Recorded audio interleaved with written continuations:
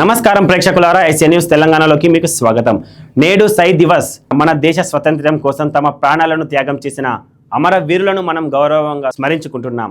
1931 మార్చి 23న భగత్ సింగ్, శివరాం, రాజ్గురు మరియు సుఖదేవ్ తపర్లను బ్రిటిష్ ప్రభుత్వం ఉరితీసింది. వారి త్యాగం భారతదేశంలో స్వేచ్ఛ పోరాటానికి కొత్త ఉత్సాహాన్ని ఇచ్చింది. భగత్ సింగ్ గారి ఇంకలాబ్ జిందాబాద్ అనే నినాదం దేశమంతటా దేశభక్తి జ్వాలను రగిలించింది. ఆయన యువ వయసులోనే దేశం కోసం తన ప్రాణాలను అర్పించడం ప్రతి ఒక్కరికి గొప్ప ప్రేరణ. రాజ్గురు గారి ధైర్యం, సుఖదేవ్ గారి త్యాగం మన యువతకు మార్గదర్శకంగా నిలిచాయి.